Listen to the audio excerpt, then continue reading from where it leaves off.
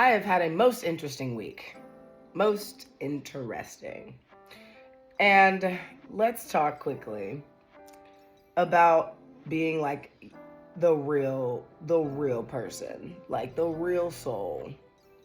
Like, I always have been asking y'all these questions for 3, 4, 5 years. Who are you really? And urging you and encouraging you to ask yourself that question. Because what we're doing is piercing the veil between what we think is real and what we think is unreal.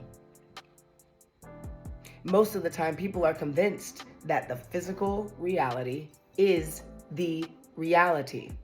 And it is a manifestation, a physical coming together of what we've already put into our vibration.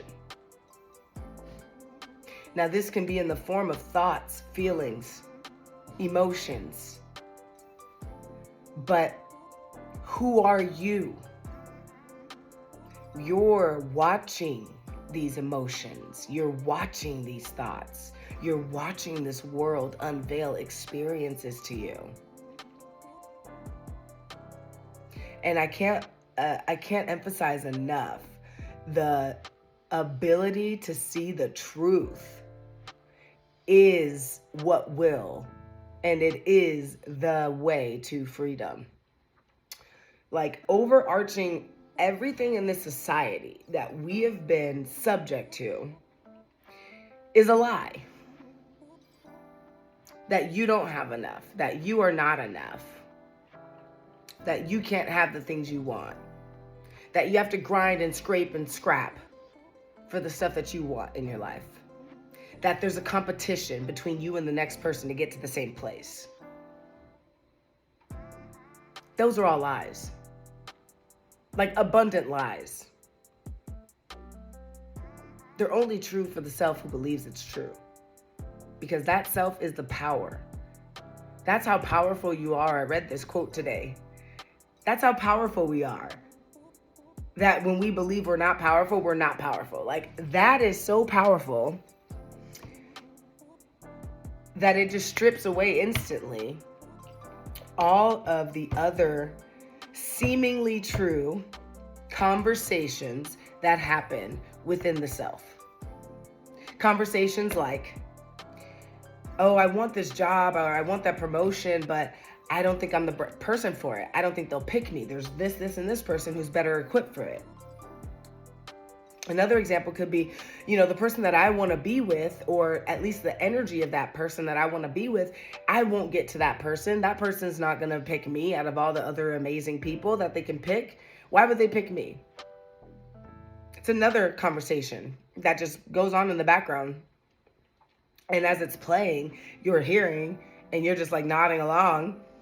And then it skips to the next story,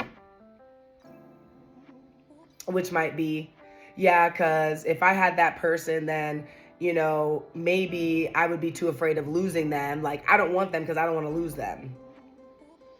Like, these fears and these lies go very, very deep, and they're very entangled in, like, to the tapestry of how we think, act, and move. It's so crazy. But that's what I've been going through this week. I mean, this week was such a revealing week to me. Because y'all who have been following me, and even those who don't, I mean, just the essence of who I've been stripping away, like, the false layers of myself and coming into the true being that I am. And every time, like, I feel like I'm hitting this standstill, or like I cannot move, I am then challenged. And it's funny because I forget the challenge sometimes. And when the challenge re-arises, I get caught up in it. And I'm like, damn, this isn't working. Like, why can't, like, okay, I made this choice. I wanted to do this. But because of my guilt about this, I'm feeling like maybe I won't get it, right? Maybe I shouldn't do that. Maybe I should just continue to do something that I don't want to do. And I was going through such a tug of war internally because I'm the type, my old self who's dying as we speak, like that woman, that little girl, that young adult, she is being put to death because she can't live in that state of being and help to catapult the new me into the next realm, into the next timeline. So that little girl's dying, but as she's dying, she's scraping. She's like trying her best, like, no, don't let me go. So I'm not battling with her inside of me. I'm not battling with my inner child.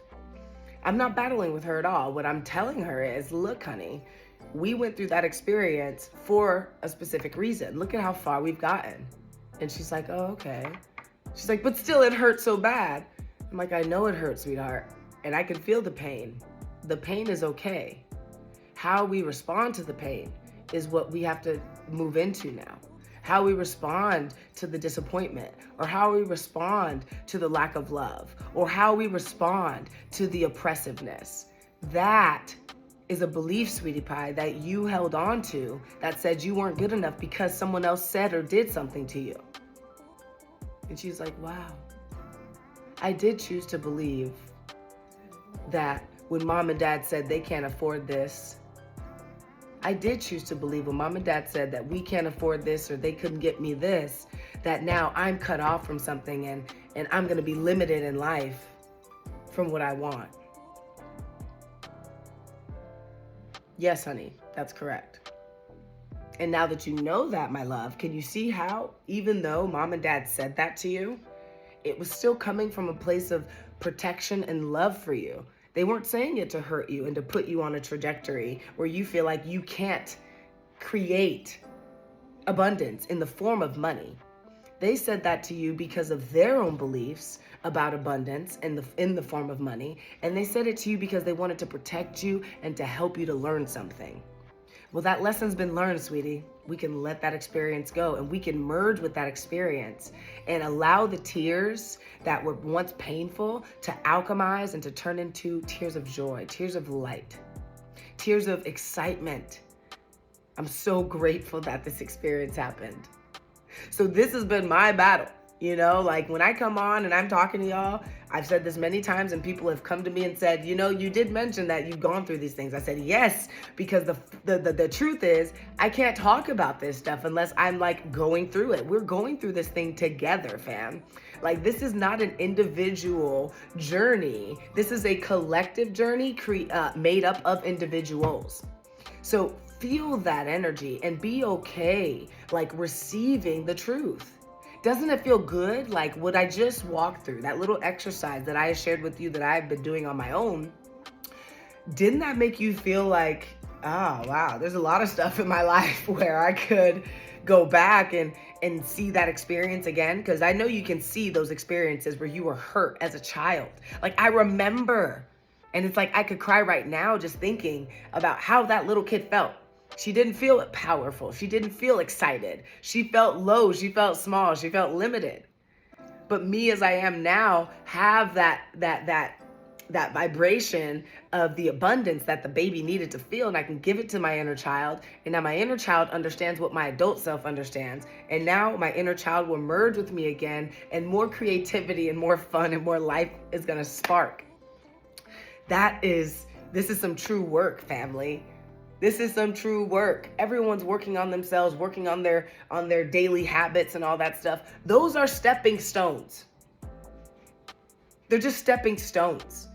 Like when I first got into this spiritual practice, I didn't know where the hell to start, but I knew that everything was just all over the place. I said, okay, morning routine. We're just going to put one of those in there, and I'm going to put the things that I know are going to help me to spiritually align with what I know is the truth of me, even though I didn't know this was the truth of me. Like, even though I'm feeling like the lowest piece of shit on the planet, like, who the fuck am I to think I can have anything different than what I'm getting? Who am I to think that I'll ever stop drinking? Who am I to think that I'll ever stop smoking? Who am I to think that I'll ever fucking be a non-cheater?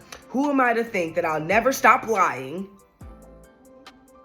Who am I to think, even though I was feeling all that shit, inside was a call that I couldn't ignore. It said, you are not those things. You are the abundance of I am. And I am is the truth. I am is just a big infinite thing. And it can be anything. So I said, morning routine, meditation, yoga, exercise, walk, read, journal. Like, put that into your life. Okay? I still do that. But that is not, it was all encompassing. It's like if I didn't have a good fucking morning routine, my whole day was ruined, because that's what I was stapling my spirituality on, my growth on, was like, okay, every time I have a good, successful morning routine, the rest of my day goes smooth. But I was putting that belief on it. So what I'm saying is, these are stepping stones. So it went from the good habits in the AM to the good habits in the midday to the good habits in the evening. It transitioned into an entire day. And then it got so deep to the point where I'm like, okay, even if the meditation didn't go the way that I thought I should have had a meditation, it was still a good one. I was still committed. Even if I got interrupted, or even if I wasn't able to do 20 minutes of yoga, I did 5, or even if I'm unable, even if my alarm didn't wake me up on time and I can't do anything, like I like my whole morning routine goes to crap. The whole morning routine goes to crap because I can't do anything. Like, because I woke up, I got 5 minutes to go. Those were the transition moments for me to stand in the truth that it's all okay. It is okay. And there was a reason why the activity did not take place. It was not a vibrational match for myself at that time. So again, I'm talking about things that I personally lived through and have, thank goodness to the Creator, to Source, for helping me to see. Because we're always getting the downloads. They're always coming to you. The next step is always right in front of you. But I ask my Creator, my Source, our Source, who is all-encompassing and omnipresent, show me the next thing I need to do. And that's exactly what I had to do this week. Because I'm like, look, I know where I'm going. What step is the next best step for me to take? Without worrying about what the outcome is. And I've been taught by, thankfully, Bashar is one of the guys who channels messages to the planet. His name is not Bashar, but you can look him up, Bashar. Following your highest excitement, like following your highest passion in the moment that you're in, without an insistence or an expectation, of what the end result's going to be of that experience, you will be led on that path. So I'm learning this shit, and I'm like, man, I feel like I'm fucking stuck. Like, what is going on? You're never stuck, by the way. Ever, ever, ever. Never, ever, ever. There's no such thing as stuck, because everything exists all at once. So the timeline, the person that you want to be, or the experiences that you want to have, are currently, like right now, in existence. That means there's a version of yourself who's experiencing it. Become the vibration of that person. But how do we do it? By following the highest passion of what we feel right now. Following our current highest passion. So I had a passion to get on my computer today, just now, before turning on this video. I had a passion to get on the computer today and to start building out what I'm creating. It's already started, but to continue building out what I'm creating. I've finished one project, and now I'm like, okay, what is the next project? I know the next project now, because I allowed myself, and I told myself, you know what the next thing is. You know this is an infinitely abundant universe. All the answers you want are right here. Tune into the frequency of the answer, Makaja. And I was like, oh, okay. And it wasn't even something I realized. It was something that I watched, and it told me. And I was like, oh, duh, I forgot. Like, it's like, okay, thank you. Boom, got it. I sat through a 2-hour webinar. And it's not that I didn't learn anything from it, because I learned some stuff. Garrett J. White, he's a great mentor, and the guy is obsessed with living out your God-like purpose, the warrior method, being a spiritual warrior. He doesn't say those words, spiritual warrior, but I'm saying it because that's what he is, right? That's what he's creating, is a bunch of spiritual warriors. He helped a lot of people. What is it? Fit Dad Bods or something like that. Then there's another company, Lions Not Sheep. I mean, he's helped so many. When he was naming these people, I'm like, damn, they learned from you, dude. because his system is all about truth. It's about God, right? And what is true is always true. There is no competition for the truth, ever. So if you come from that authentic place, you come from that truth, right? Like me just saying to you guys, being a liar and a cheater. Like, most people wouldn't say that shit publicly because you're gonna think, well, shit, is she still lying and cheating? You know, I don't give a fuck what you think. Like, that's true. I don't care, because I'm not that person. Like, I know who I am.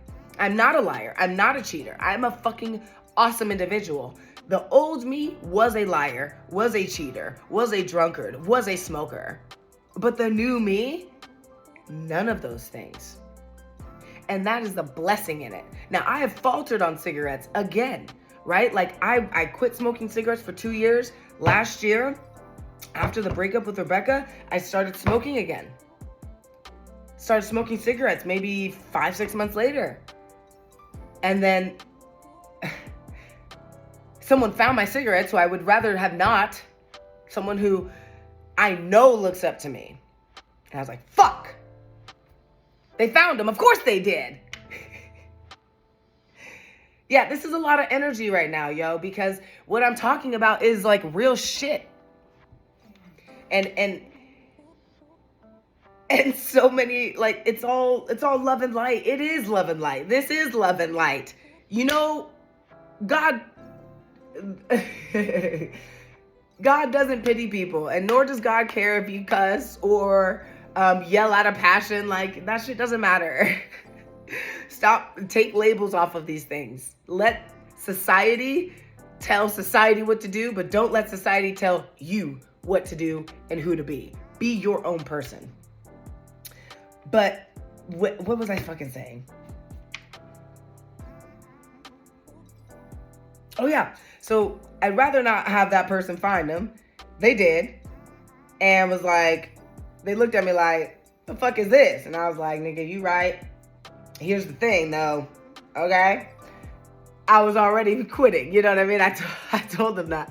Said I was already on my way to quit. And then I hit him up like 2 weeks later and said, look, done. Last one was boom back then. So it's funny because these are things I actually don't talk about. Like, I just don't, because I felt shameful of the things that I chose to do. But the truth is, if there's going to be a platform,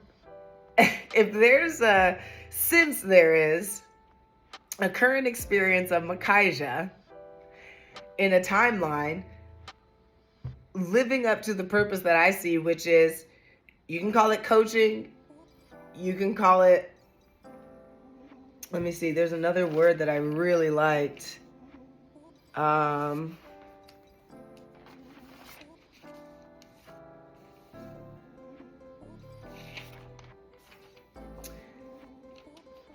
You can call it coaching, being a leader, just call it that. Being a leader requires trustworthiness. It requires honesty. It requires unapologetically telling the truth. Because here's the thing, I used to want everyone to like me. That old Makaija who's dying used to want everyone in the world to like her, to love her, to appreciate her.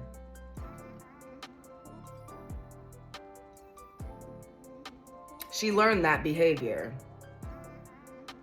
She learned that even if she had an opinion, even if she had a feeling, to ignore it and to just follow along with what was being told. And this is why you called me rebellious. I was a rebellious kid. I was homeless at 16. My parents didn't kick me out. I kicked myself out. I said, I'm done with this shit. I don't need this.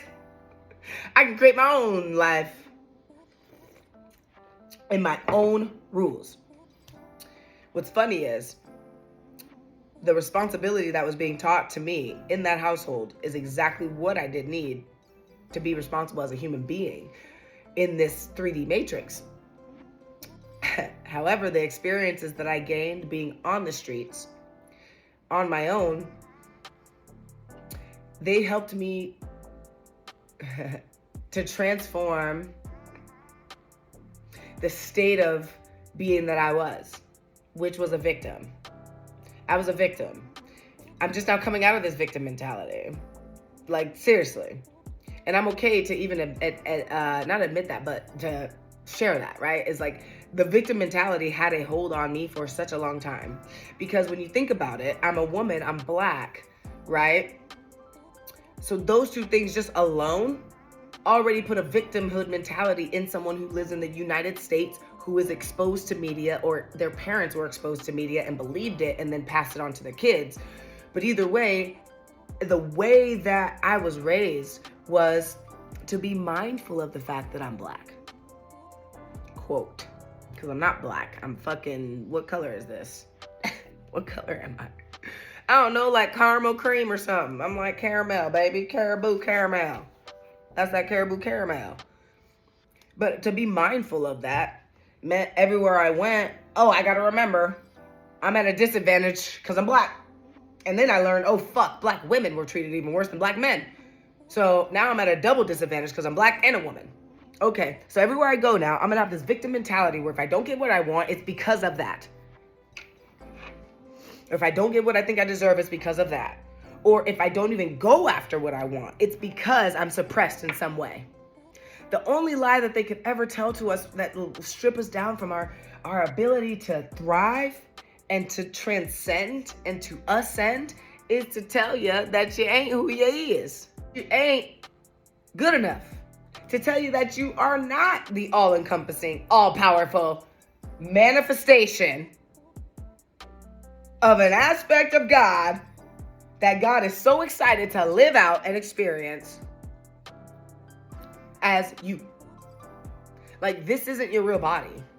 This is an avatar. You take care of this thing because it keeps you here. This thing helps to keep you on this planet and experiencing the planet the way you want to. Touching, feeling, boom, being seen, like all that. If you want to be a ghost, then that's different. But people here more than likely don't want to be ghosts, right? So I'm going to wrap this up with the knowingness that when I ask, I am given. Every time. Even before I ask, I'm given what I ask for. I need to have the awareness and the open heart and the open mind to hear and see what it is that is in alignment and to feel what's in alignment. Because I can get all the answers all day long. It's like if you're taking a test in English, but someone gives you all the answers in Chinese, like, you got the answers, but you can't read them, right? You're not aware of how to dissect that answer and apply it to what you're doing, right? So ask the creator to learn to read Chinese. Okay, help me understand this language that is not just like physical talking to me, because I want to know when I get the answer. I want to feel it right away, and don't second guess it. What you feel is real. Thank you to Aaron Lyons for that amazing saying. It is so true. What you feel is real. What I feel is real. What I feel is real. What I feel is real. What I feel is real. What I feel is real. Back to the inspired action. Back to acting on your highest passion. What I felt when I sat down to get started on the work was, I'm like, man, I really want to record a video right now. That sounds so cool.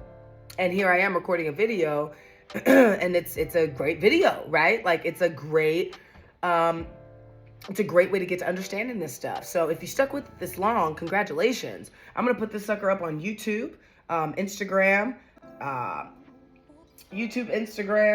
wherever else long form videos can be held, and then I'll chop it up into smaller portions so everyone on TikTok and all those other platforms can also catch snippets that resonate with them the most. So thank you again for being here. I love you, and I'll see you guys on the very next one.